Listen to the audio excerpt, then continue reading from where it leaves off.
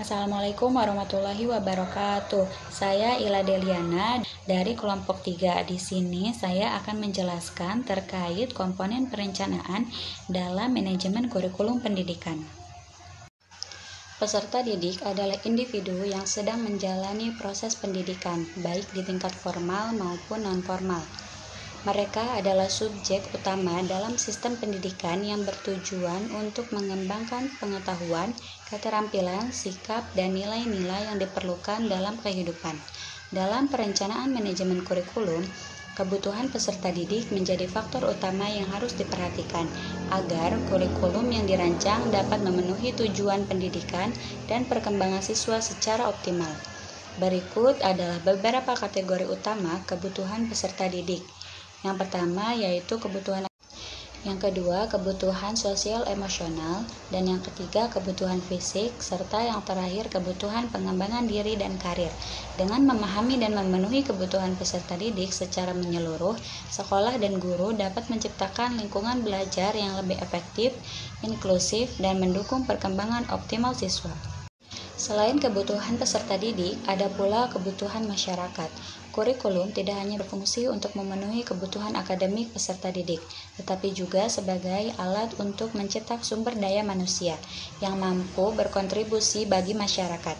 Dalam perencanaan manajemen kurikulum, kebutuhan masyarakat menjadi salah satu faktor penting yang harus diperhitungkan agar pendidikan yang diberikan dapat relevan dan memberikan manfaat bagi peserta didik serta masyarakat secara luas. Kurikulum harus dirancang untuk menjawab tantangan sosial, ekonomi, budaya, dan teknologi yang berkembang di masyarakat.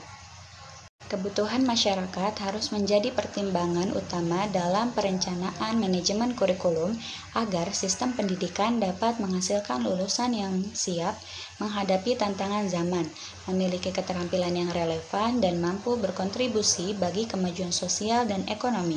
Oleh karena itu, kurikulum yang dirancang harus fleksibel, berbasis kebutuhan industri, serta mengintegrasikan nilai-nilai sosial dan budaya yang berkembang di masyarakat.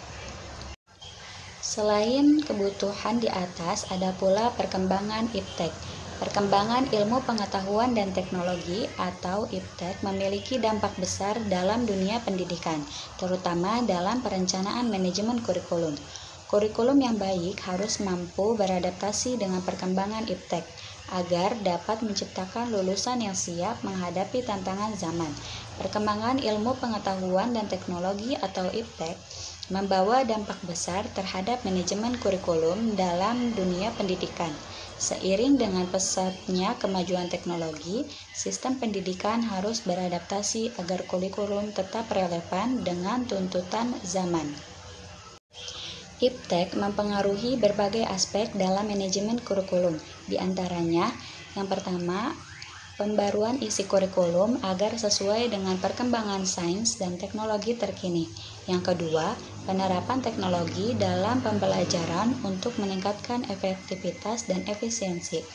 Yang ketiga, digitalisasi administrasi pendidikan untuk mempermudah pengelolaan kurikulum. Yang terakhir, integrasi keterampilan abad ke-21 seperti literasi digital, pemecahan masalah, dan kreativitas. Perkembangan iptek sangat mempengaruhi perencanaan manajemen kurikulum, baik dalam tujuan, isi, metode pembelajaran, maupun evaluasi pendidikan.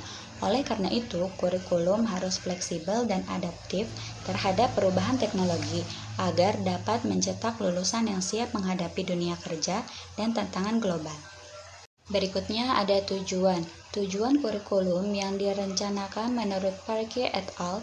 Dikembangkan dari berbagai perspektif, teori dan penelitian berdasarkan kekuatan sosial atau human force, perkembangan manusia atau human development, dan perkembangan dan pembelajaran atau learning and learning style. Perkembangan kurikulum penting karena menjadi petunjuk untuk meningkatkan pekerjaan pendidikan yang akan dilakukan. Terkait dengan itu, perencanaan kurikulum dapat dilakukan oleh beberapa elemen seperti guru, kepala sekolah, pengawas, administrator, dan lainnya. Tujuan perencanaan manajemen kurikulum pendidikan adalah untuk menciptakan lingkungan belajar yang efektif dan berkualitas, serta meningkatkan mutu pendidikan. Tujuan perencanaan manajemen kurikulum diantaranya yaitu membantu siswa mengubah perilaku yang diinginkan, menilai bahan tersebut telah terjadi, menggabungkan konsep-konsep utama, keterampilan, dan pengetahuan yang dibutuhkan siswa, menciptakan lingkungan belajar yang kondusif, mendorong optimis bagi peserta didik, memberikan pedoman kerja bagi pendidik atau guru, memfasilitasi siswa ke jenjang berikutnya, serta memfasilitasi siswa agar memilih program studi atau jurusan sesuai dengan potensi. Selain tujuan di atas, ada 3 tujuan yang akan kita bahas pula. Yang pertama, penetapan standar kompetensi.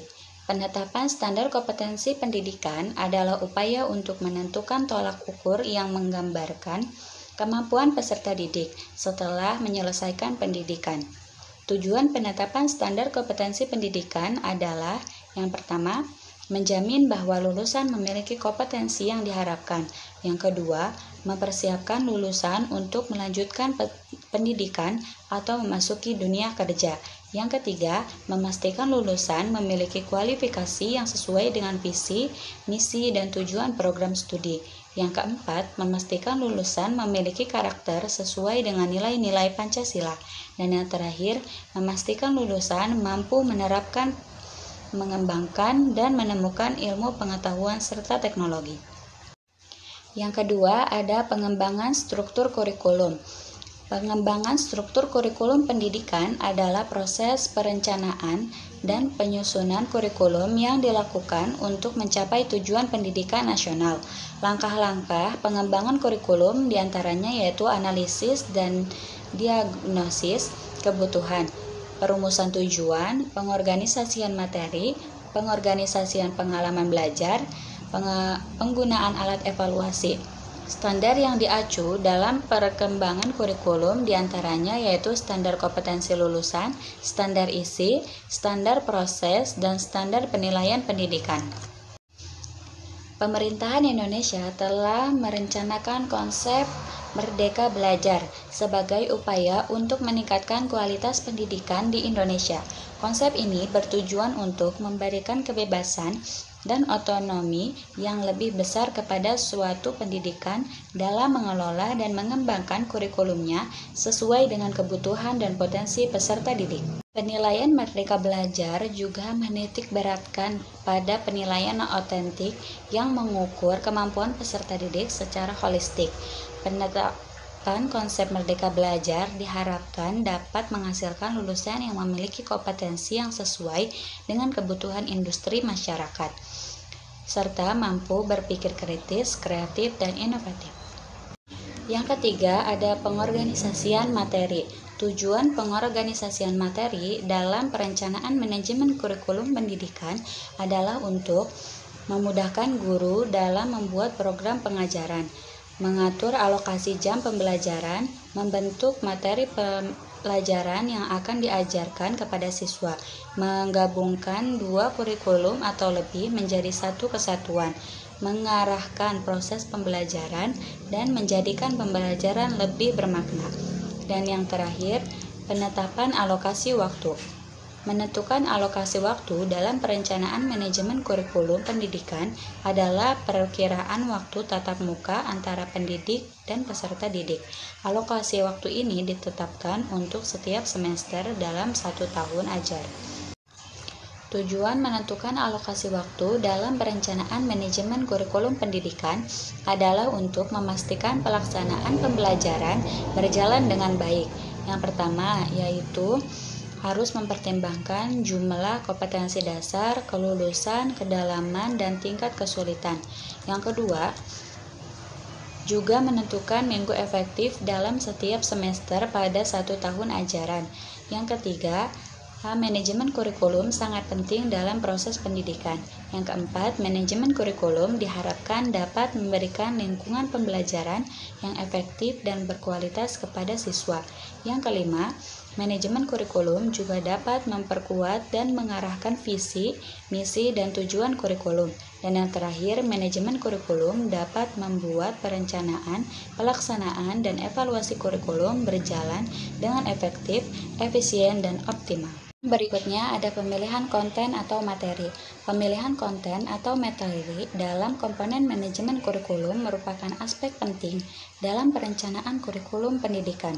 Konten yang dipilih harus relevan sesuai dengan tujuan pendidikan dan dapat mengembangkan kompetensi peserta didik. Berikut adalah prinsip dan faktor utama dalam pemilihan konten materi. Yang pertama yaitu relevansi, yang kedua validitas, yang ketiga kontekstualitas, yang keempat keseimbangan, yang kelima kontinuitas, dan yang terakhir fleksibilitas. Ada pula langkah-langkah pemilihan konten dalam manajemen kurikulum. Yang pertama, identifikasi kebutuhan pendidikan. Yang kedua, analisis standar dan kompetensi. Yang ketiga, pengembangan dan uji coba materi, dan yang terakhir evaluasi dan revisi. Selain pemilihan materi, ada pula organisasi materi. Organisasi materi dalam kurikulum mengacu pada cara penyusunan dan pengelolaan isi pembelajaran agar sesuai dengan tujuan pendidikan. Organisasi materi yang baik memungkinkan peserta didik untuk memahami konsep secara sistematis dan terstruktur. Berikut adalah langkah-langkah dalam organisasi materi kurikulum. Yang pertama yaitu analisis standar kompetensi dan capaian pembelajaran. Yang kedua, penyusunan struktur mata pembelajaran. Yang ketiga, penentuan alokasi waktu. Yang keempat, integrasi dengan metode pembelajaran. Yang terakhir, evaluasi dan perbaikan. Selanjutnya ada strategi pembelajaran. Ada 3 pembahasan terkait strategi pembelajaran. Yang pertama yaitu metode pembelajaran. Perencanaan dalam manajemen kurikulum merupakan proses sistematis dalam merancang tujuan, isi, strategi, dan evaluasi pembelajaran agar sesuai dengan kebutuhan peserta didik serta kebijakan pendidikan. Berikut beberapa metode pembelajaran yang dapat digunakan untuk memahami komponen perencanaan dalam manajemen kurikulum, yaitu pertama, metode ceramah. Metode ini digunakan untuk menyampaikan konsep-konsep dasar perencanaan kurikulum, seperti teori perencanaan, prinsip-prinsip dasar, dan tahapan dalam penyusunan kurikulum. Yang kedua, ada metode diskusi.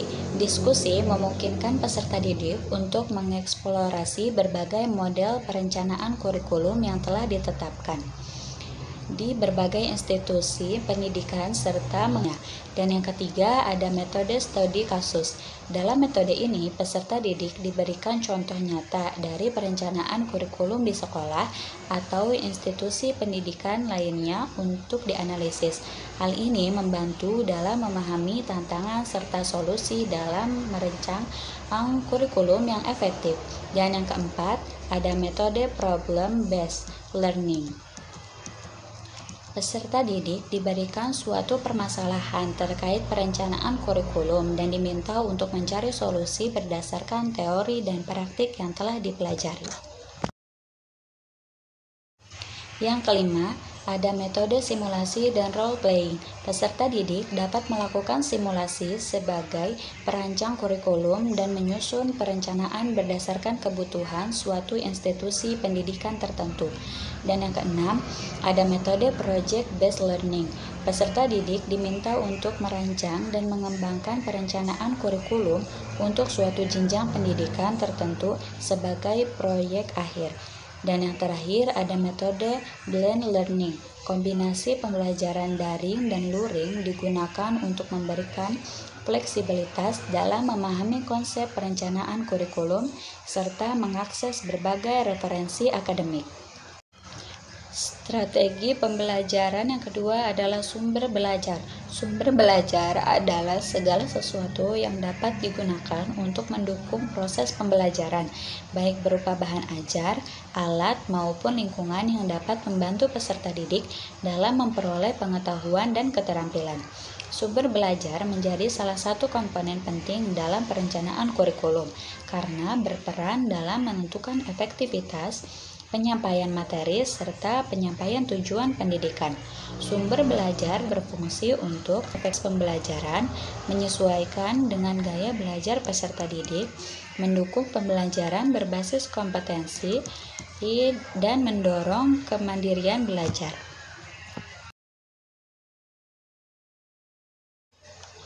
Sumber belajar dalam manajemen kurikulum dapat dikategorikan ke dalam beberapa jenis. Yang pertama, sumber belajar berbasis bahan ajar, seperti buku teks, modul pembelajaran, atau jurnal dan artikel ilmiah. Yang kedua, sumber belajar berbasis lingkungan, seperti lingkungan alam, contoh kunjungan ke taman. Yang ketiga, sumber belajar berbasis teknologi, seperti Learning Management System atau LMS, seperti Google Classroom dan Moodle. Dan yang terakhir yaitu sumber belajar berbasis narasumber, seperti guru dan tenaga pendidik, praktisi atau ahli di bidang tertentu, serta alumni atau tokoh inspiratif. Dan struktur pembelajaran yang terakhir yaitu penilaian pembelajaran. Penilaian pembelajaran dapat dikategorikan ke dalam beberapa jenis berdasarkan fungsi dan metode yang digunakan. Yang pertama yaitu berdasarkan fungsi. Yang kedua, berdasarkan teknik pengukuran. Dalam konteks manajemen kurikulum, penilaian pembelajaran memiliki peran penting, antara lain mengukur efektivitas kurikulum, menyediakan data untuk perbaikan pembelajaran, menentukan keputusan pendidikan, dan meningkatkan kualitas pembelajaran. Pembahasan yang terakhir terkait evaluasi dan revisi. Ada 3 pembahasan yang akan kita bahas terkait evaluasi dan revisi. Yang pertama yaitu jenis evaluasi. Evaluasi kurikulum merupakan usaha sistematis yang dilakukan untuk memperbaiki kurikulum yang masih dalam tahap pengembangan maupun kurikulum yang telah dilaksanakan. Evaluasi kurikulum harus berorientasi kepada tujuan, kesinambungan, komprehensif, berfungsi ganda, dan berorientasi pada kriteria. Dalam perencanaan manajemen kurikulum pendidikan, evaluasi dapat dilakukan secara kuantitatif, kualitatif, formatif, dan sumatif. Selain jenis evaluasi, ada juga instrumen evaluasi. Instrumen evaluasi adalah alat atau metode yang digunakan untuk mengukur kurikulum. Instrumen ini bertujuan untuk menilai efektivitas perencanaan, implementasi, serta hasil dari suatu kurikulum agar dapat ditingkatkan atau disesuaikan sesuai kebutuhan. Sebagai bagian dari manajemen kurikulum, instrumen evaluasi harus dirancang dengan cermat agar dapat memberikan informasi yang valid dan reliable mengenai pencapaian tujuan pendidikan. Yang terakhir yaitu penggunaan hasil evaluasi. Evaluasi merupakan komponen integral dalam manajemen kurikulum pendidikan yang berfungsi untuk menilai efektivitas dan efisiensi program pendidikan. Hasil evaluasi digunakan sebagai dasar untuk perencanaan, pengembangan, dan perbaikan kurikulum. Berikut adalah beberapa cara penggunaan hasil evaluasi dalam perencanaan manajemen kurikulum pendidikan. Yang pertama, identifikasi kelemahan dan kekuatan kurikulum. Yang kedua, penyesuaian tujuan pendidikan. Yang ketiga, pengembangan strategi pembelajaran. Yang keempat, meningkatkan kompetensi guru. Dan yang kelima, pengalokasian sumber daya. Kesimpulannya adalah komponen perencanaan dalam manajemen kurikulum pendidikan merupakan aspek krusial dalam sistem pendidikan yang bertujuan untuk memastikan efektivitas pembelajaran dan pencapaian tujuan pendidikan. Komponen utama dalam perencanaan kurikulum meliputi tujuan pendidikan, isi atau materi kurikulum, strategi dan metode pembelajaran, evaluasi dan penelitian, serta sumber daya dan sarana prasarana. Perencanaan kurikulum yang baik akan menghasilkan proses pembelajaran yang lebih terstruktur, efektif, dan sesuai dengan kebutuhan peserta didik, serta perkembangan ilmu pengetahuan dan teknologi. Perencanaan manajemen kurikulum harus mempertimbangkan kebutuhan peserta didik, kebutuhan masyarakat, dan perkembangan itinerabel dan adaptif, sehingga mampu menciptakan lingkungan belajar yang efektif, inklusif, dan relevan dengan kebutuhan zaman. Mungkin hanya itu yang bisa saya sampaikan. Semoga teman-teman bisa memahaminya dengan baik. Kurang lebihnya mohon maaf. Terima kasih. Wassalamualaikum warahmatullahi wabarakatuh.